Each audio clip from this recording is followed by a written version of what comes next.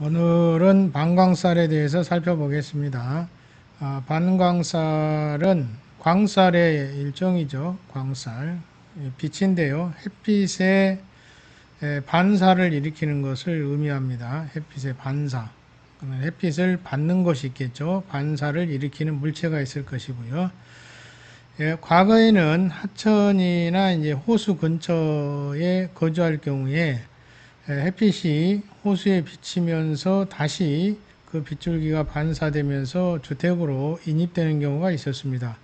그래서 햇빛은 생명에 아주 귀중한 것이기는 한데 너무 강한 빛은 눈을 다치게 할 수가 있죠. 그리고 정신적으로 집중도를 떨어뜨립니다. 그래서 살이라는 말을 붙여서 방광살기, 줄여서 방광쌀 뭐 이렇게 얘기를 하는 것이죠. 그래서 반사 물체가 존재한다는 것입니다. 반사 물체. 최근 들어서는 이제 건물에 유리막장을 많이 설치합니다. 유리막을 많이 설치하다 보니까 주변 건물은 그 햇빛이 유리막에 비쳐서 다시 반사됨으로 인해서 주변 건물에서는 많은 햇빛이 인입됨으로 인해서 피해를 받고 있는 것이죠. 그래서 이제 방광살기는 이렇게 여러 가지 불리한 자장을 형성하는데요. 운수의 흐름에도 불리한 작용을 하고요. 또 정신적으로 집중도를 떨어뜨리고 또 정신적으로도 초조 불안이 발생한다는 점입니다. 또 하나는 이제 부부의 감정을 악화시키는 측면도 있죠. 자, 그러면 방광쌀이 어떠한 것인지 바이두에 나와 있는 사진을 좀 보면서 말씀을 드리겠습니다. 이 사진을 보면 명확하게 이해를 할 수가 있을 것입니다.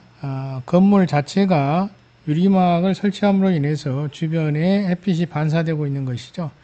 이 햇빛이 너무 강렬하면 오히려 생명을 키우는 것이 아니라 생명을 죽이는 역할도 하게 됩니다. 그래서 빛도 적정 수준의 햇빛이 들어와야 하는데 너무 강력한 햇빛은 오히려 살기를 형성한다는 점이 있다는 것이죠. 이 그림도 마찬가지로 건물과 맞은편 건물 사이에 햇빛이 비추면서 일어나는 광살의 효과를 예시하고 있습니다. 이것도 마찬가지죠. 햇빛의 반사로 인한 방광살에 대해서 언급하고 있습니다. 특히 이제 노을이 질 때 햇빛이 반사되는 경우가 다반사죠. 이런 경우에도 많이 영향을 받고 있습니다. 자, 이렇게 햇빛의 반사가 맞은편 건물에 영향을 주게 되는데 불리한 자장을 형성함으로 인해서 운수에도 저조한 효과를 가져온다는 점이 있죠. 자, 그래서 이러한 것을 어떻게 화해를 할 것이냐라고 하는 것인데요. 지금까지 이제 풍수사들이 주로 하고 있는 방법을 몇 가지를 들어보겠습니다. 첫 번째로 창념을 설치해서, 즉 커튼을 설치해서 빛을 차단하는 방법이 있겠죠. 그런데 여기서 주의할 점은 좀 두꺼운 커튼을 치는 게 좋은데요. 두꺼운 커튼을 치다 보면 통풍이 잘 안 됩니다. 그래서 통풍이 가능한 그 커튼을 쳐야 합니다. 그래서 창념을 설치할 때 가급적이면 두꺼운 곳으로 양광을 차단하는 효과가 있으면 좋겠는데요. 여기에 더불어 통풍이 좀 될 수 있는 창념을 설치를 해야 한다는 점, 이걸 유의할 점입니다. 통풍이 안 되면 안 되겠죠. 오히려 이런 또 주변 환경의 빛이라든지 또는 공기의 흐름에 따라서 집에 자장에 영향을 주기 때문에 집의 자장의 변화는 결국은 집안 풍수의 유리 분리에 영향을 미치게 됩니다. 따라서 가급적이면 통풍이 가능한 것을 설치하는 것이 좋을 것입니다.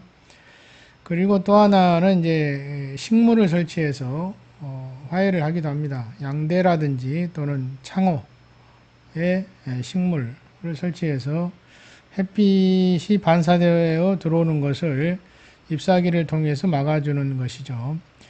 그런데 이것도 입이 무성할 경우에 좋은 효과를 발휘할 수 있지만 그렇지 않은 경우는 큰 효과를 보기가 어렵겠죠. 또 하나는 이제 병풍을 쳐서 차단하는 효과를